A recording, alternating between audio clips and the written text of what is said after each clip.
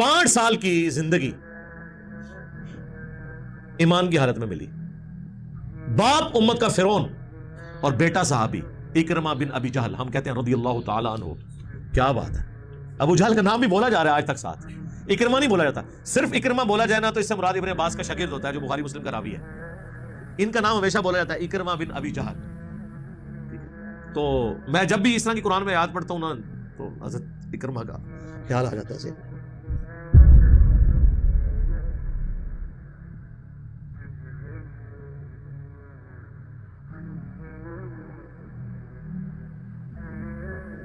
قل ارأیتکم ان اتاکم عذاب اللہ, اے نبی ان سے فرماؤ بھلا بتاؤ تو اگر تم پر عذاب آ جائے اللہ کی طرف سے, او اتتکم الساعہ یا قیامت اچانک قائم ہو جائے, اغیر اللہ تدعون کیا اللہ کے سوا کسی اور کو پکارو گے, ان کنتم صادقین اگر تم واقعی سچے ہو, بل ایاہ تدعون بلکہ تم اسی کو پکارو گے, فیکشف ما تدعون الیہ اور وہی تکلیف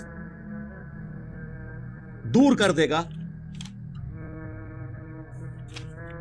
انشاء اگر وہ چاہے گا, وَتَنْسَوْنَ مَا تُشْرِكُونَ اور اس وقت تم بھول جاؤ گے ان تمام ہستیوں کو جن کو تم اللہ کے ساتھ شریک ٹھہرایا کرتے تھے.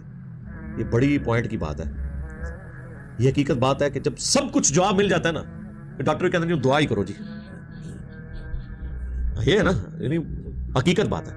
میں نے آج تک نہیں دیکھا کہ جب آپ دیکھیں مطلب مسلمان ٹریول کر رہے ہوتے ہیں یہ ایئر فلائٹس کے اندر, کبھی وہ ایئر پاکٹس آئی ہیں, میرے ساتھ تو خود بھی اس طرح کا تجربہ ہوا ہے کہ ایک تو ویڈیوز بھی لیک ہو جاتی ہیں. میرا تو خیال ہے سی ٹی وی کیمرے آوازوں والے لگے ہونے چاہیے ان فلائٹس میں جہاں ایئر پاکٹس آتی ہیں, وہاں تو لگتا ہے کہ جہاز گیا کہ گیا. ایئر پاکٹس یعنی ایسے گیپس آ جاتے ہیں یہ چائنا کی فلائٹ کے دوران اور ایسی جگہوں پہ کہ سیکنڈز میں جہاز جو ہے نا وہ 1-1.5 کلومیٹر نیچے آ جاتا ہے ایک دم, کیونکہ نیچے سے ایئر ختم ہو جاتی ہے, اسے ایئر پاکٹ کہتے ہیں. ایئر کی وجہ سے جہاز اڑا ہے نا, ایئر ہی ختم ہو جائے ایک دم ہی نیچے آ جائے گا نا. یعنی سمندر میں بحری جہاز پانی کیسے تیار ہے, پانی تھلو کھینچ لو, اسی طریقے نہ کسی بندے تھلو زمین ہی کھینچ لو تو ایک دم وہ جہاز نیچے آتا ہے. اب جب ایک دم جہاز نیچے آتا ہے اور آپ نے اگر سیٹ بیلٹ نہ باندھی ہو, جا کے چھت سے لگیں گے آپ دھڑل کر کے, وہ پھر ان کو پتا ہوتا ہے, وہ پہلے ہی کہتے ہیں بھائی سیٹ بیلٹ باندھ کے رکھنی ہے آپ نے.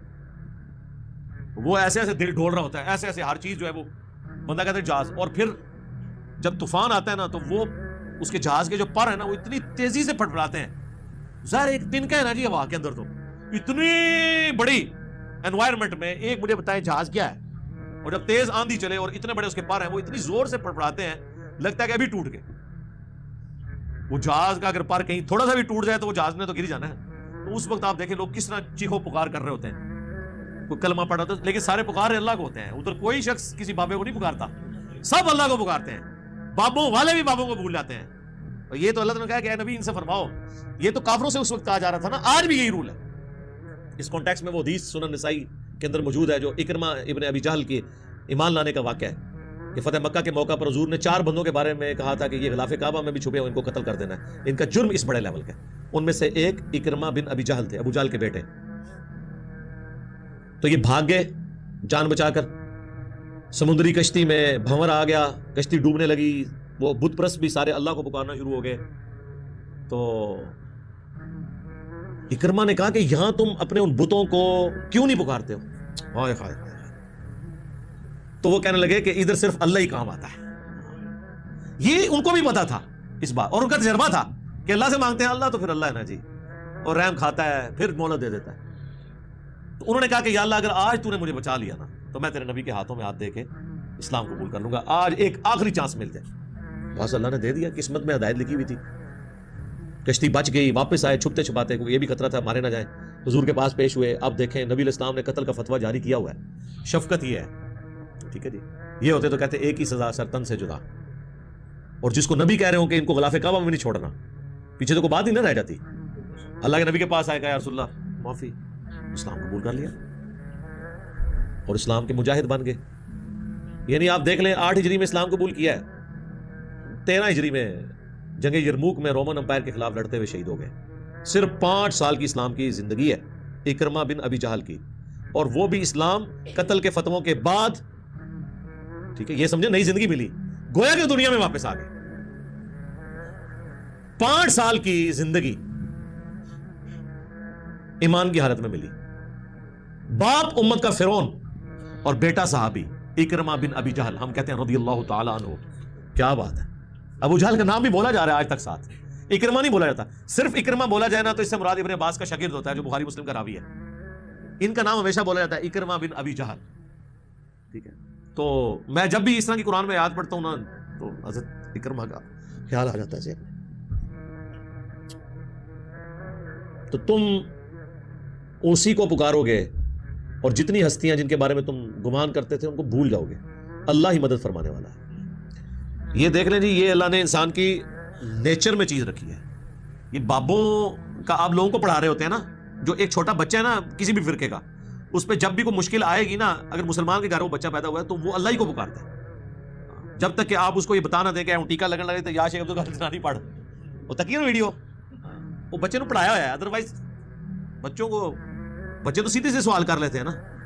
آپ جن بزرگوں کے بارے میں بڑے بڑے کلیم احترام کیے ہوئے ہیں تو بچے تو سیدھے سے سوال ان کے بارے میں کر لیں گے. آپ لوگوں نے کبھی سوچا بھی نہیں ہوگا کہ آپ سے کوئی ایسا پوچھ سکتا ہے.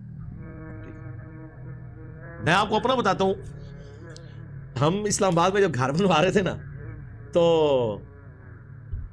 ہم نے جو مستری لگایا تھا نا وہ کرسچن تھا، پروٹیسٹنٹ کرسچن جو ہے نا وہ بدعت اور اس طرح چیزوں میں نہیں پڑتے. بت وغیرہ یہ جو آپ کو عیسیٰ علیہ السلام کا بت اور مریم سلام اللہ علیہا کا بت ملتا ہے نا، یہ سب کچھ کیتھولک کے اندر ہے. وہ پروٹیسٹنٹ، ان کو وابی کہتے ہیں.